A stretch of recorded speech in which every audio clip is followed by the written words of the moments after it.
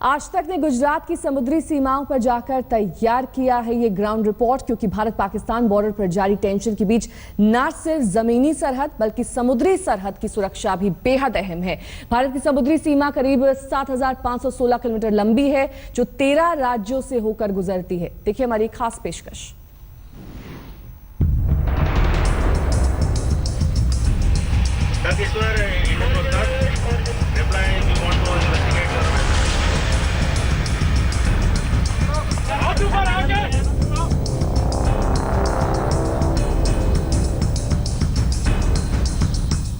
Surgical strike के बाद से न सिर्फ जमीनी सरहद बल्कि समुद्री सरहद की चौकसी भी बेहद जरूरी है।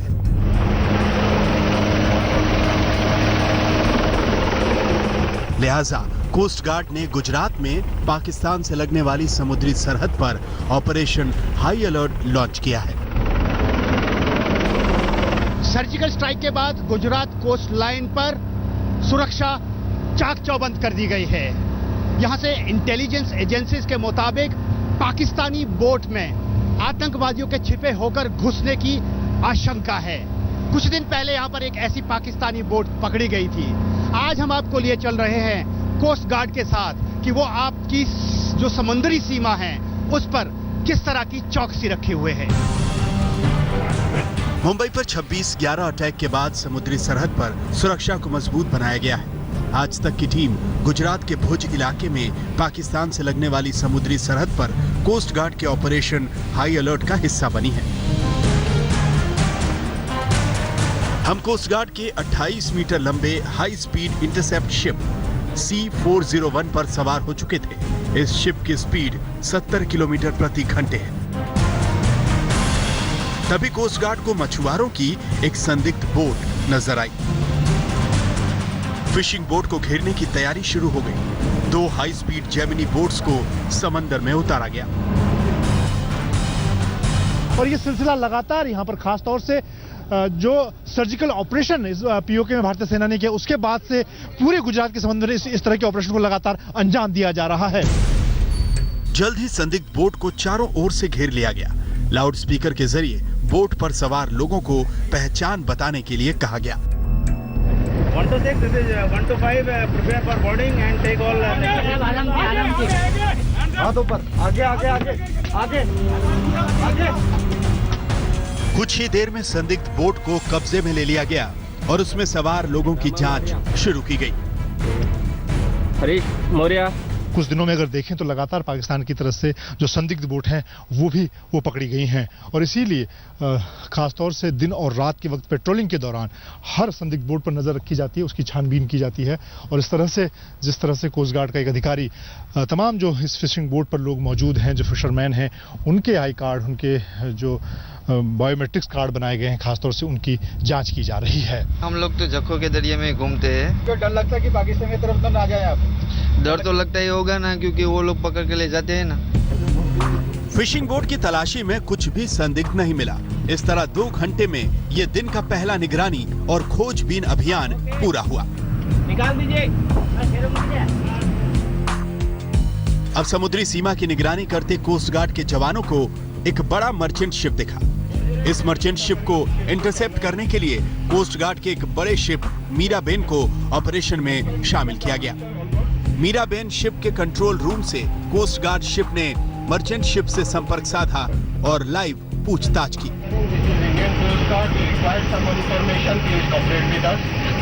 हम इस वक्त इंटरनेशनल मैरीटाइम बाउंड्री लाइन के बिल्कुल करीब है, जो पाकिस्तान से लगती है। कोस्ट गार्ड ने यहां पर एक मर्चेंट शिप को, जिसकी कुछ सस्पेक्टेड गतिविधि है, उसकी वजह से इंटरसेप्ट किया है।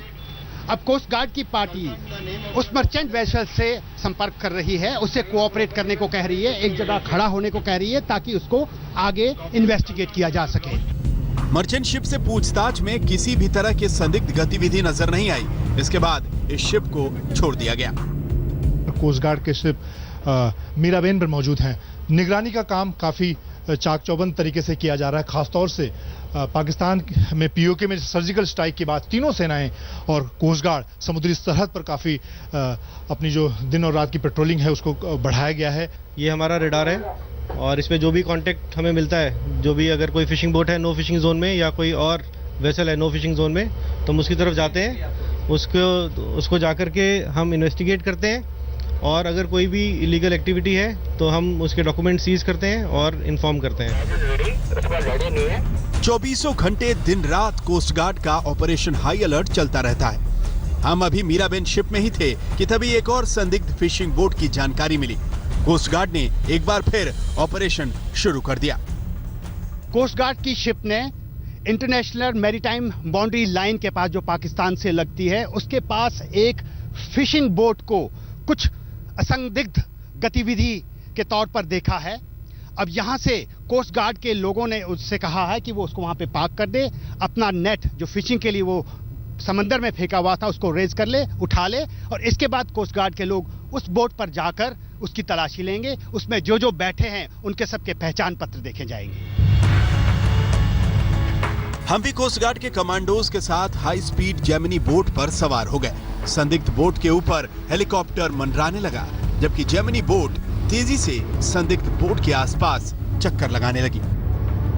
कोस्ट गार्ड के इस खास ऑपरेशन में हम आपको दिखा रहे हैं कोस्ट गार्ड के दो बड़े शिप मीराबेन और C408 की मदद से एक संदिग्ध बोट को घेरा गया है। इसके साथ ही कोस्ट गार्ड का जो हेलीकॉप्टर ALS ध्रुव है वो भी इस संदिग्ध बोट के ऊपर चक्कर काट रहा है, और इस पूरे ऑपरेशन में कोस्ट गार्ड के दो बड़े शिप, एक हेलीकॉप्टर और इस जेमिनी बोट की मदद से इस ऑपरेशन को अंजाम दिया जा रहा है। कोस्ट गार्ड के कमांडो जेमिनी बोट की मदद से इस संदिग्ध बोट के ऊपर पहुंच चुके हैं और जेमिनी बोट अब इस संदिग्ध बोट के आसपास चक्कर काट रही है। उनकी छानबीन की जा रही है। बोट में जो मौजूद लोग हैं उनकी छानबीन की जा रही है, उनके जो डॉक्यूमेंट हैं उसकी जांच की जा रही है। संदिग्ध बोट को चारों तरफ से घेरने के बाद कोस्ट गार्ड के कमांडोज ने बोट पर धावा बोला और उसे अपने कब्जे में ले लिया। बोट पर सवार सभी लोगों को हाथ ऊपर करने को कहा गया और फिर छानबीन शुरू हो गई। और इस वक्त हम एक जेमिनी हाई स्पीड बोट पर मौजूद हैं, जिसकी मदद से कोस्ट गार्ड के कमांडो इस वक्त इस फिशिंग बोट पर पहुंच चुके हैं और उन्होंने फिशिंग बोट को अपने कब्जे में ले लिया है।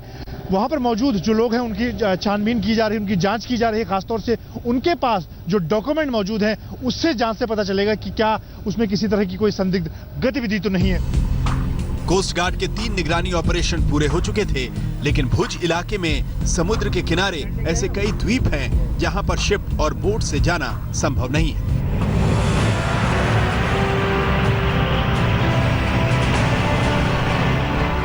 इस काम के लिए कोस्ट गार्ड के होवरक्राफ्ट तैनात हैं, जो पानी और जमीन दोनों पर चल सकते हैं। समुद्री सरहद पर निगरानी के लिए अब हम आपको कोस्ट गार्ड के खास तरह के जहाज होवरक्राफ्ट से रूबरू करवाते हैं। खासतौर से समंदर और जमीन यानी कि कम पानी में भी ये जहाज कहीं भी ऑपरेट कर सकता है, हर तरह के ऑपरेशन को अंजाम दे सकता है। इसे एक एम्फीबियस वेसल बोला जाता है। ये काफ़ी हाई स्पीड पे जो है लैंड पे भी और वाटर पे भी चल सकता है, और जो देश के दुश्मन हैं उनको इंटरसेप्ट करके न्यूट्रलाइज कर सकता है। अब होवरक्राफ्ट का एक्शन शुरू होने वाला था। कोस्ट गार्ड को जानकारी मिली कि अब टापू पर कुछ संदिग्ध तस्कर मौजूद हैं। ऑपरेशन शुरू हुआ। कुछ ही देर में आधुनिक हथियारों से लैस इन कमांडोज ने रेत को और आसपास की झाड़ियों को पार करते हुए तस्करों को पकड़ लिया।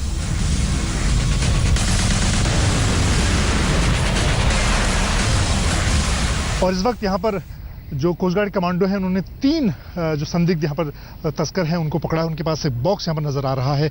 छानबीन की जा रही सावधानी के साथ, क्योंकि यहाँ विस्फोटक हो सकता है। इस तरह कोस्ट गार्ड का एक दिन बीता और पूरे दिन में गुजरात के भुज में समुद्री तटों पर कोस्ट गार्ड ने 4 ऑपरेशंस को अंजाम दिया।